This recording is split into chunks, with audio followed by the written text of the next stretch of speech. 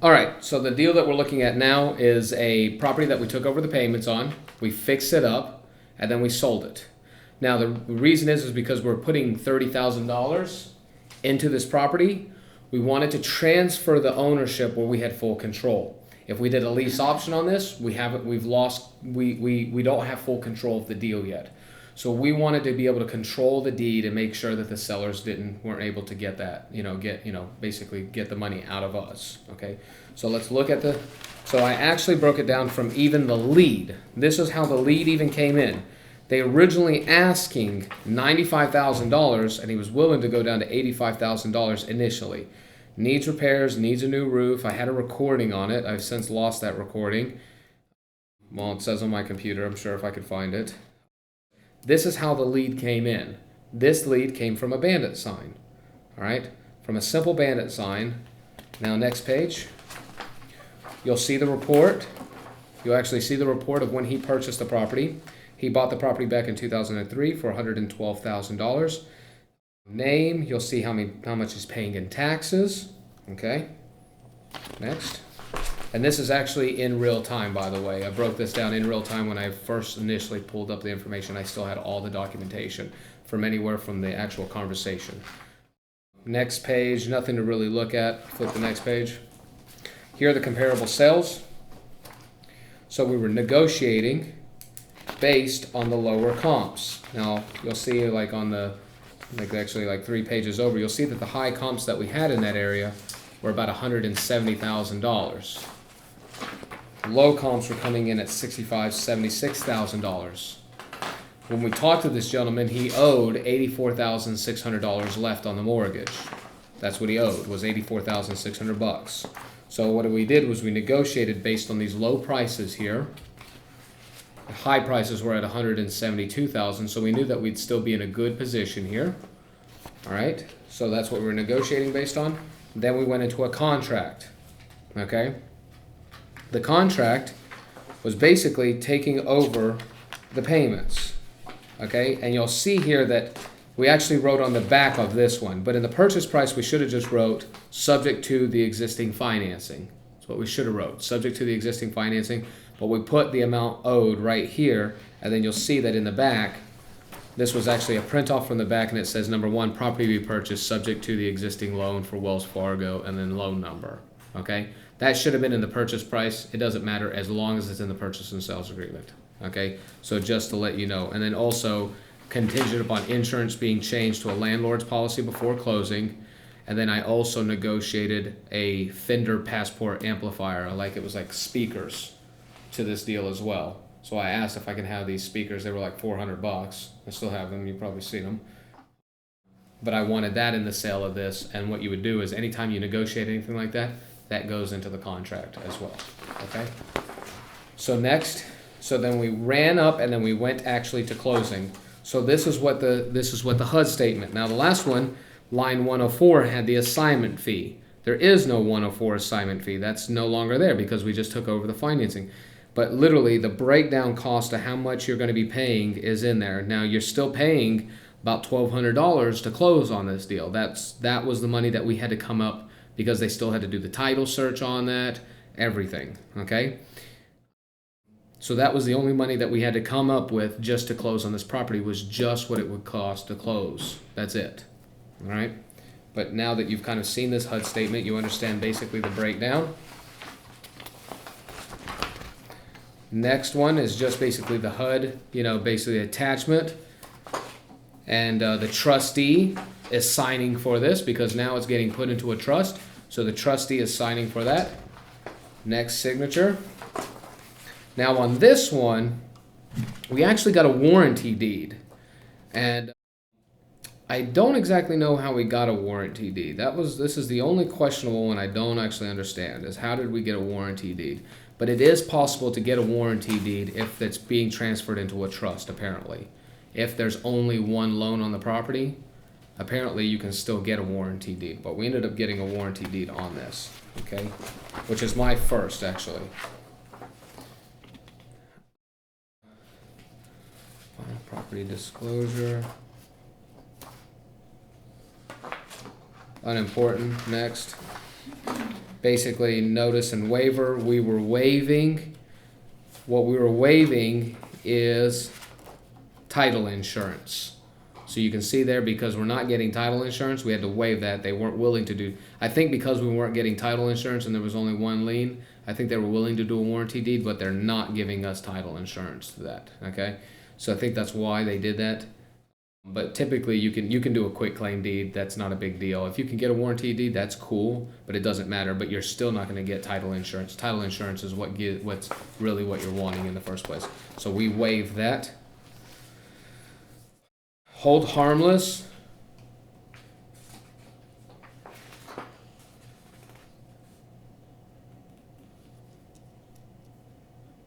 It's talking about waiving their right to city taxes, and we had to get that notarized. Then you're seeing the next one is the actual trust, and it's filled out. Okay, so then we closed within this trust, so the trust owns the property. And then look at the last page so that you can see how this is working, okay? So he is the beneficiary of this trust. Okay, so if you look at the second to last page, so switch it back to this second to last page, you'll see the beneficiary dots at the very bottom. The beneficiary is the gentleman that we're buying the property from. And then after that, upside down, you'll see that, as obviously it's upside down, but the gentleman is still the beneficiary in Exhibit B here. Next, then you're seeing an assignment of beneficial interest, and we already understand why, because we talked about it in the subject too. Now, he's assigning his beneficial rights over, that is then notarized, okay? And then from there, you have signatures of the who they're assigning the beneficial rights over to. This is now the new beneficial interest of this property. So now they're the owners of this trust. And this is just a little notification from the title company, what you're seeing right there.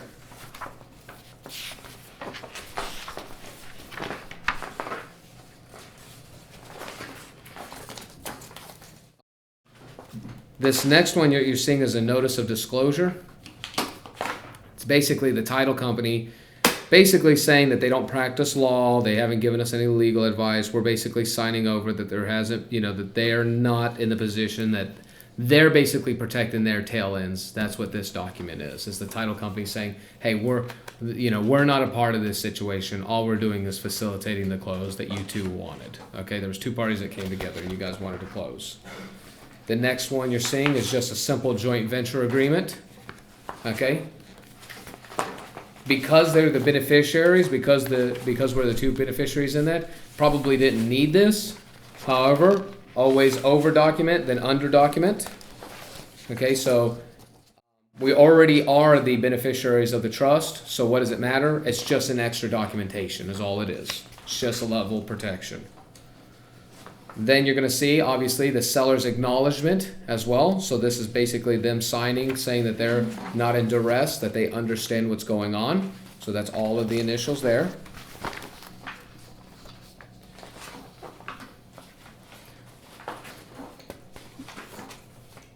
You're seeing now the closing instructions, and basically all they did was basically sign it, and we can always just fill in the account number, closing instructions too, stuff like that. But now that we have the copy, we can then just send it to whoever we need to send that information over to. The trustee, the person that was the trustee in the trust of this, needed to get title insurance.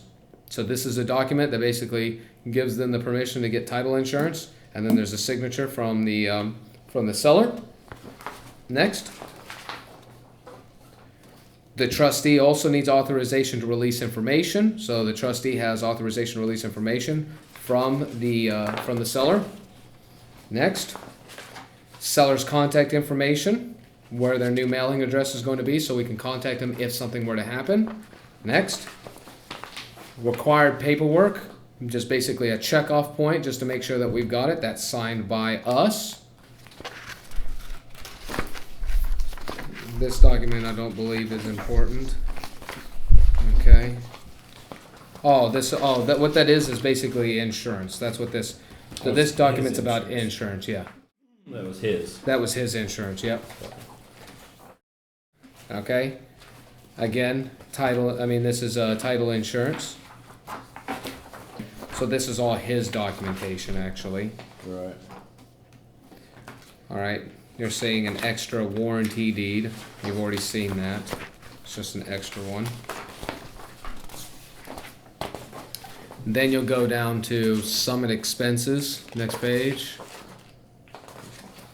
This was actually the breakdown of the cost of what it cost to repair the property. You'll see that we ended up being into this at an average cost of $30,880. There was actually a little bit more repairs that needed to be done to this. So if you look at the cost, we ended up picking this up at $84,600. We picked it up for $30,880. Next, now we're looking at our comps to sell the property. So now we're looking at selling the property and its new comps. And we're looking at highs to low. So you're looking at 270, 215, 189. We then looked at this 189. If you look at number 3, so if you look at the actual map itself, if you look at the subject property, number 3 on the map up at the top right, that number 3 sold for $189,000. If you were to look at the picture, had plaster walls, needed a lot of repairs, needed a lot of things done to it. So we were going to be a completely repaired house, and it was going to be a brand new house. It was going to be fixed up. So that one sold for $189,000, where we had originally thought that the comps were coming in at $170. We were looking at probably putting this thing out for about $200,000 to $210,000 after re-looking and visiting the comps. So what we did was we then looked at all of the comps that sold at $270,000. We looked at the comps at $250,000, looked at the detailed pictures of it, and then compared our property to those and said, if those sold for that amount, then that means that we should be at a better price. Okay? So then that gave us the ability to go under contract. We were able to sell this property basically with 3 days on the market at $209,000. Here is the HUD statement. It's a different HUD statement because they're getting bank financing. So this is what they paid for their closing to us. And then at the end of it, you'll see a net to seller was about $104,000. But then you have $30,000 in expenses that need to get repaid.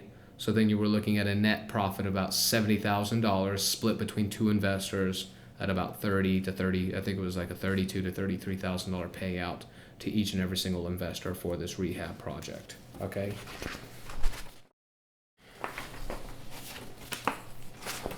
But $70,000 full, and then what you're seeing here is not anything that we really need to go over, but you're seeing that when they purchased the property from us, the investors, or from the trust, however you want to view it, that there was some like disclosure type stuff that we had to sign in order for us to be able to, sell the property. And this is just all the documents, just basically saying that we understand there's no liens, that the liens are being paid off. They're in the process to get a warranty deed. They're going to get title insurance. And we're signing it, and then we, at the very end of these documents, there's a check cut out to the trustee. The trustee is going to be the one that basically receives the check, and then the trustee then has to redistribute that money back over to the beneficiaries of the trust. So then that's written to the trustee. The beneficiaries then get to split that accordingly, and then here's the check to be able to do that. Okay. Were you and your partner both beneficiaries in this? Yep. Trust? And then the partner was also the trustee. So the trustee is going to be written a check, and then the trustee then distributes that money to the beneficiaries accordingly. So the expenses were paid, and then the profits were paid at that point in period of time, just as the trust stated. Okay? Mm-hmm. All right.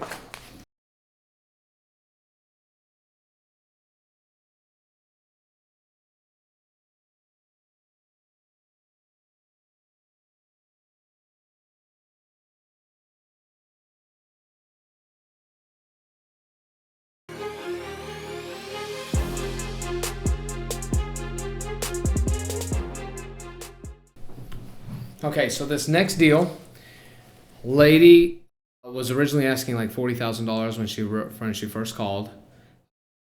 She needed to sell the property. She called two investors. The other investor did not even make an offer. I made an offer of it at $4,000 on this property, cash. She wasn't willing to go down to that. She told me to call back on a Thursday. I call back on a Thursday, tell her that we needed to close this deal out, that she was about to lose her buyer. She was at $40,000. I was at $4,000. Said, what's the lowest she was willing to go? She said $8,000. Okay. I said, I can't pay $8,000. And I said, the only way that I can pay $8,000 is if you financed it. And she goes, what does that look like? And I said, I don't know. I'll pay you $100 for the next 80 months, equaling out to be $8,000. And she said, okay, I'll do that. And I drove as fast as I possibly could to get to her location. Okay. And then I got a contract signed. Okay. In this, it should say, you know, hindsight looking at this deal, it should say $8,000 financed at 100. Oh, it says it at additional terms here. It should say it at the purchase price. As long as you've got it in the contract, you're fine. You don't have to really overthink this at all. But as you can see, additional terms, it says seller finance property with 80 equal payments of $100 per month, payable on the 15th of each month. First payment due 30 days from closing. Okay? You can write that in the purchase price. You can write that in the additional terms. You're used to seeing this contract, but that was the additional terms. Everything else is exactly the same. This is just a typed up version of it. Okay? Now, if you look at the title, you look at the actual HUD statement. So we still did title search. I don't believe we got title insurance. We did get title insurance. Nope, hold on. We got an owner's policy. But we got an owner's policy premium, but we didn't do title insurance. So that's why it reduced the price there, because they were financing at 100% anyway. So if it's 100% financing and you have no credit and for that low amount, why really even care about title insurance? Okay, if there's something wrong with the title, who cares? You're just using it for cash flow anyway, is what we're doing. All right, so then you can see the breakdown of everything that costed on that side. So then it costed us like $631 to do this deal. That's what it costed us out of pocket. You'll see her HUD statement, and then you'll see the actual, you'll see the HUD, the HUD agreement, the HUD attachment. And then if you look, you'll actually see the deed of trust. The deed of trust is the instrument that we've decided to pay. So that's the instrument. And it talks about we're basically making a $100 payment for the next 80 months. That's all the deed of trust is basically saying. The title company give you this? Yeah, the title company wrote that for us. So we basically gave them the documents, and we said to them, hey, we want to secure this with the deed of trust. Okay. Affidavit as to liens and encumbrance. Title insurance company premium policy. Notice and waiver. We are notifying that this is to certify that we have received the foregoing notice and waive our rights to purchase an owner's title insurance policy for our protection. We further acknowledge that the settlement agent in this transaction shall have no responsibilities to the undersigned for the status of the title to the real estate we are purchasing. So we are agreeing that we don't care that there's no that the title may not be clear. We're not getting title insurance. We've waived that right. A small disclosure that the title company will make you sign. A shortage agreement. Yeah, it's just it's a shortage agreement. The title company is going to make you sign it. Okay. We were able to get a warranty deed. They did do the title search. They gave us a warranty deed, but we're not getting title insurance. That's a separate cost. Right. And then we closed in this, which I did not attach because I still have the property. Close this into a trust. Okay? So we're not going to expose the trust, obviously, because it's owned by the trust still. The other documents, the other one that I showed you, the other deals, those trusts are completed. So who cares about the trust? But this one is still ongoing, so I didn't need to add the trust documents. But this was closed within a trust as well. Okay?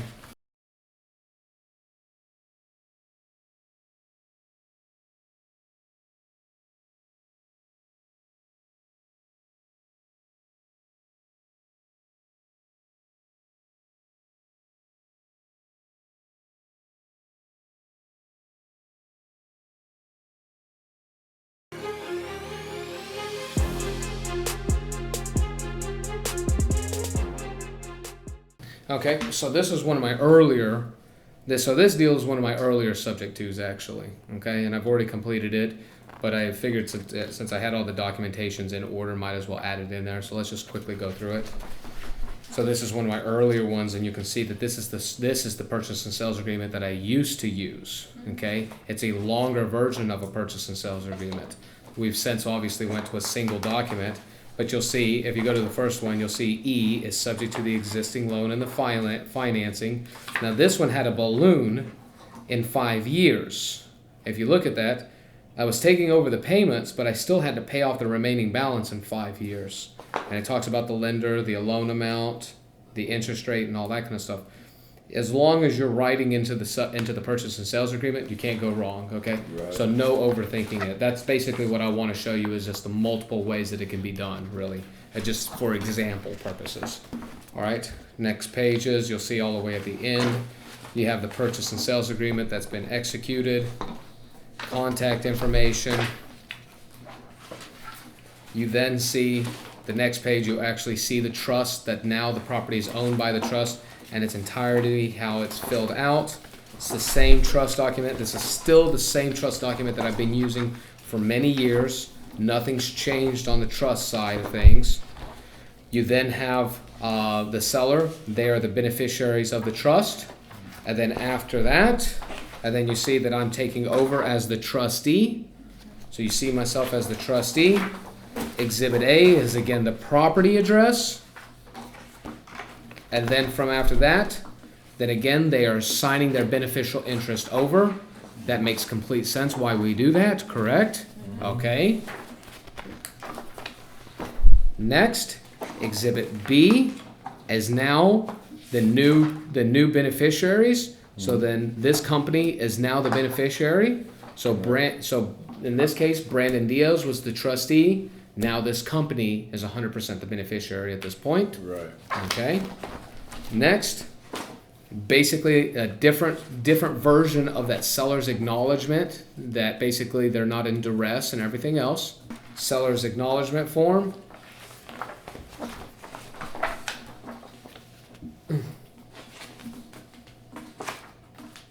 Title company saying that they're not giving any legal advice. This is basically, the next one is an affidavit, and you'll see that the title company changes as well now that I read this, and the way that they actually process all these trusts, and also it changes sometimes, as long as it has some kind of formatting to that, where the documentation basically states that this person is signing their rights over, okay? Now this is an affidavit of liens, basically saying that they understand that they're selling it with liens, and that the seller is signing that, and it's being notarized that they're selling it with liens. Okay?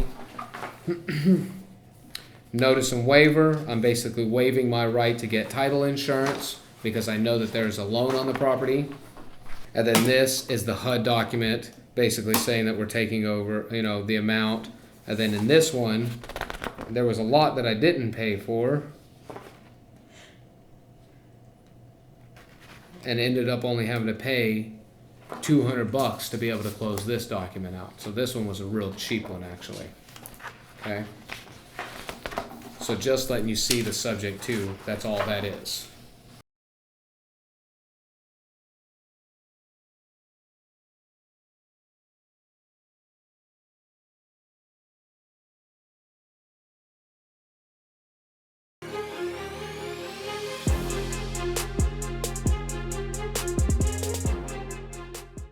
Okay, so in this one, this was one of my very early on deals.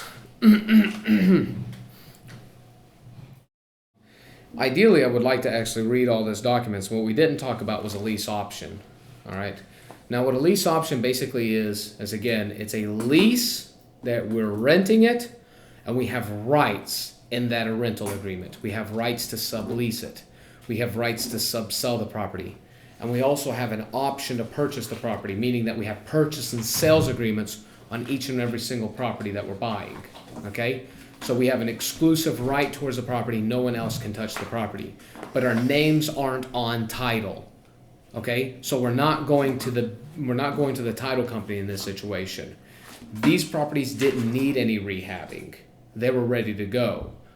it was a person going through a situation, and all we were doing was just controlling it. And if we could sell them, then we would bring the seller to sell it to us, and then we would sell them later. We basically do a double close in that scenario, okay? So we have rights to sell it. This document alone, this lease option, gave us full permission to do whatever we want with the property, okay? That's what a lease option is. But you've got to be careful. You only do lease options if you know that you're not going to be doing much work to it, and you don't want to go to the title company. A lease option is just giving you the control rights to that property. You're just leasing it with rights, and you're able to sell it because you have rights to purchase it as well, okay? So understand the difference between when you use a subject to, and understand the difference when you use a lease option. Does that make sense? Because you don't have title, so you also don't have that much control. You have control based on legal rights of this document, but based on like actual ownership, they haven't transferred their ownership yet. Make sense? Mm-hmm. So just understand that it's better sometimes to do a lease option in the event of like you want to save time on the cost, you want to close quickly, you don't have to put much money into the property, you're not looking at much risk on that side. Even if you're doing like a subject to, if you're just looking at a bunch of cash flow, well, you can do like a 5-year option. You don't have to go to the title company. 5 years, you'll purchase the property. Okay? But if you do the subject to, you have full control over when that loan is even going to get paid off. You can pay it off in its entirety. Meaning if there's a 30-year loan on it, you can pay that thing off for 30 years if you choose you want to do that. Make sense? But the lease option, whatever the option states. So if you only have 2 years on the option, you have to purchase it within 2 years. If you have a 5-year option, you have to purchase it within 5 years. Okay? So what I wanted to show you with this is that literally the simplest transactions that you're talking about with single family homes, duplexes, these little houses, all of these documents can be controlling to very large transactions. There's basically right now, in this day's value, these are probably worth about $2.53 million. Back in these days, this was probably worth about $1.5 million. This is about $980,000 worth of, it's a $980,000 loan basically.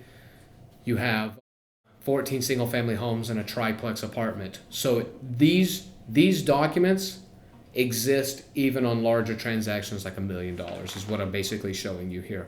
Don't overthink it. It's a simple process. All you're doing is you're locking everything in. If you wanted to read it, it basically talks about the terms. It's talking about who they're doing business with. Now this one, the company is doing business with another company, okay? That's what it's saying up at front there. As there's a company doing business with that company, it's talking about rents, it's talking about like failure to deliver possessions, extension terms, everything else on this side, rent increases, it's talking about late fees. Basically, it's a lease agreement, just like you're used to seeing. Read this document. Payments on existing loans, so that was a concern, so we put that into place there. Talking about gross rents, rent collections, everything. The security deposit that we had to put down for the option was $10. Now, this document is a little weird. A lease option, when you go to sell a lease option, looks like this. It looks like this. You have a lease to the tenant, and then so when they're buying from you, it's a lease, and then you have an option, 2 different documents. Because we're in the position that we want the control, we want a lease option. They're combined. We're giving ourselves equitable interest when we do that, okay? When we write it up this way, we basically have complete ownership. But when you sell it, because if they needed to do something, they have to go through a foreclosure process for us. But if you go to sell, on a lease option, you don't want to go through a foreclosure process. You want to go through an eviction process. So you separate the documents. It's a lease with an option of purchase. When you do it like that, then you start following under eviction laws. Make sense? Mm-hmm. Okay. So there's a way to purchase as a lease option, and there's a way to sell as a lease option. It's called a sandwich. The terminology is called a sandwich lease option. That's what we're doing in this process here. Okay. So you'll see that the money that we put down on the option was $10. Okay, to make it a legal transaction. So we didn't have to really put any money down on this transaction whatsoever. We were able to control $1 million worth of real estate with $10, basically. Okay, next. Things about personal property, talks about insurance. It's talking about what kind of insurance will be paid. So you can always reference back to this to say, okay, if I'm going to be purchasing as a lease option, you can go back to this document and utilize this document and say, let me look at that $1 million transaction that Brandon got back in the day, and you can also look at this to also figure out how you're going to do a lease option. Okay, maintenance and repairs, it's very interesting. What I recommend is later reading that maintenance and repairs. I would recommend reading this entire document in its entirety, actually. Okay, understanding it. Alterations and improvements, utilities, access by leaseor, so giving access, assignment of subletting and subletting. Leasee shall not assign, so we can't assign it. Sell, transfer, and convey all part of the MRL. The master lease option, including the purchase option, so we couldn't assign that. But we weren't allowed to sublet it, okay? Or it says it somewhere in here about letting us subleasing the property.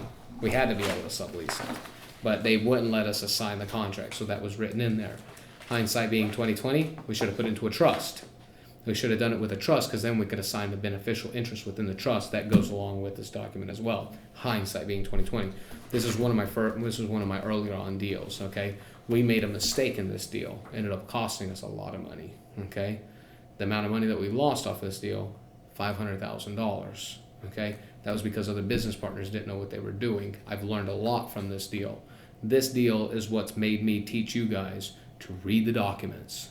We didn't read the documents. I wasn't as professional as I was now, and I made mistakes because of this. I show as an example, but this deal actually costed me quite a bit of money because I trusted my business partners, and my business partners didn't know what they were doing, and we got documents signed that shouldn't have been signed. Okay, but it is a great example. You can read this and you can say, okay, these are things that I don't want and things that I do want. Okay,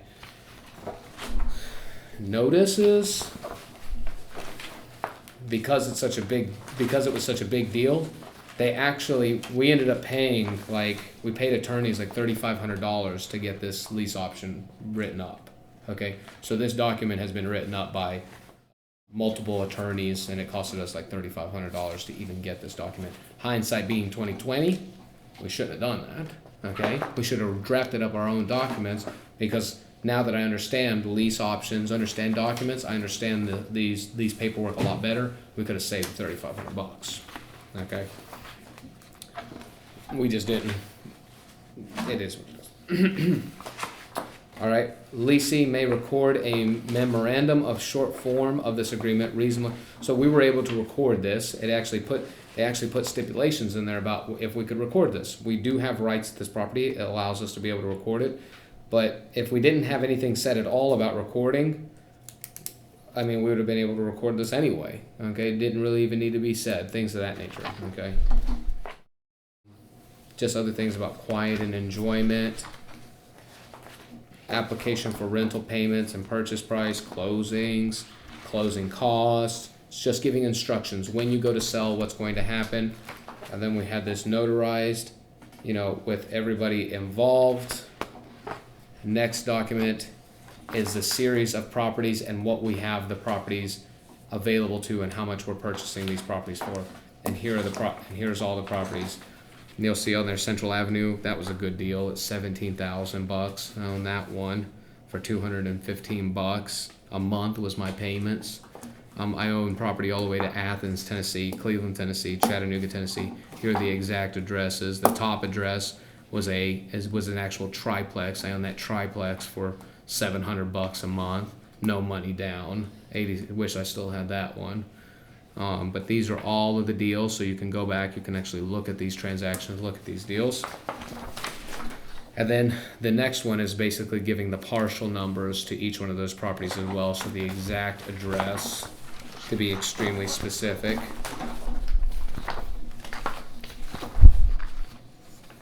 And next you'll see this is the agreement between me and that company with my involvement with them, and also talking about what our position was. So my position in here was giving me only, I'll let you find it. How much ownership did I have of this deal? Look that up. This is basically an overcomplicated joint venture agreement. That's what this document is.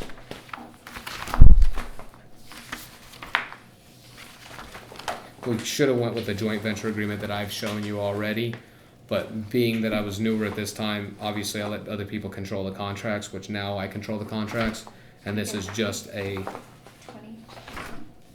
it should say something like that, yep. It's a 20% ownership within this transaction, okay?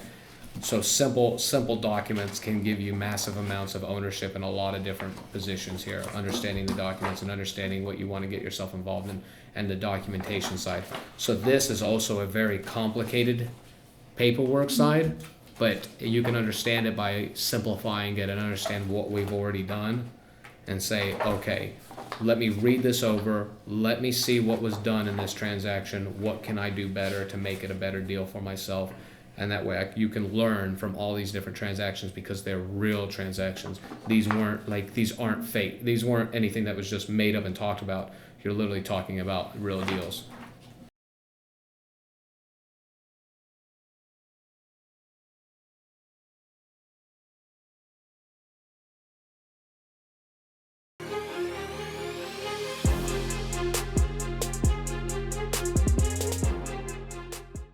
All right, so it's basically lease option agreement memo. You just need to get this signed, not even a purchase and sales agreement. If that's the offer you're getting, so we need to get this printed out, basically.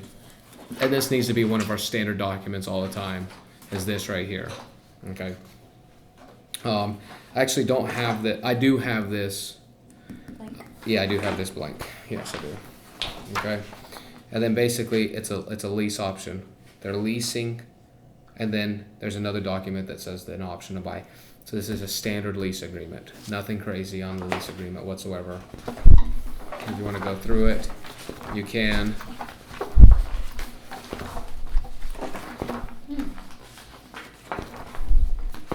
And at the very end, you'll see there's a separate document. And you'll see that the other lease option was a full lease option agreement, basically tied into one. But these are two different documents. Because And it this, benefits you. yes, because the other one I needed to have the full control and ownership of. Mm-hmm. This one, they're leasing, so if they stop paying, I evict, not a foreclosure. The other side they had to foreclose on. So this, they basically are purchasing from those two people, okay, for how much did they pay down, how much. You know, it's just basically describing the option for them to buy the property at a later time. Okay? It's basically a purchase and sales agreement and an option agreement are like cousins. Mm-hmm. They're very similar. Right. It's just a longer version of a purchase and sales agreement. Nothing changes really on that side. But now, depending on what kind of deal you're doing, depends on whether you bind them together or keep them separate. Always keep them separate if you're selling. Right. You want to have full control. You want to sell with less control. Okay? Mm-hmm. And then they write, then you have small disclosure forms that you get them to sign. And then when they write the option down, the check, that's written to you for the amount of money that they're putting down. And that's your money. And then you take that to the bank. Gotcha. Okay. That's actually your fee for this deal. Because you're doing this. Right. So initially you're agreeing to do a lease option, or you're doing a lease option wholesale deal, you're doing a lease option agreement, they're signing this, that gives you rights to basically market the property. You're a principal in the transaction, you're assigning your option over, you're then setting up the lease option for them, getting the signatures for them. That option that they're putting down is for you. You can make $2,000-$3,000 off of that real easy. But this is they're asking too much, but they're willing to do some type of financing, but that financing number isn't coming out where you need it to be at. It's just too high. Right. You can do a lease option wholesale deal. So there's you basically a lot of different ways to make offers at this point in period of time. Right. You are in the driver's seat. These are all legitimate deals. What you're holding in your hands is over $100,000 in profit that's been made off of these deals in revenue. There's over $1 million in transactions in real estate that you guys can always reference to all the time. You go through your step-by-step guide, you're going through all of the contracts, and now we've went into all the deals. You literally can make this debt happen at this point in time. Let's go make some money. It's done. There was a statement in the master lease option that I did not read, that the seller could call back the properties due at any time they wanted to. So what ended up actually happening was, it ended up taking us about 9 months to turn that whole project around. That's what my goal was. I ended up turning around the project in 9 months. The seller then saw that the project was completed, and then they called back the properties and took over again. And we ended up losing all of that. We had an office at that particular time. I had an office right off of Shallerford, right where Warranty Title Company is. You know where that place is, right? Had an office right there. And we were in the office, and I picked up a couple chairs. I was screaming, I was throwing stuff. It was a pretty bad day. And they ended up writing a check, and I never cashed the check. That was that. They basically, it's an apology. It was so small. It was a tiny, tiny, tiny number. And I ended up being so pissed off I never cashed the check. I was so insulted by the number. And but things like that happen. This is what makes you a better investor in time, is that you decide to learn from those mistakes. And I share that with you because I want you guys to understand, like, from my mistakes, things that I didn't do. I never read the documents. I didn't do there was a lot of things. I trusted other investors. I assumed that they knew more than me because they bought properties. I mean, I was doing business with people that owned 28 properties. And at that time, I thought that was a lot of properties. Hindsight being 2020, 28 properties is still brand new. Like, you're still new behind the ears. You still haven't done any transactions at 28, especially when you're doing creative financing. Just because you do it conventionally does not mean that you understand it on this aspect. What you're learning is a skill of creativity. That's what it is. And you can build a massive fortune by doing that.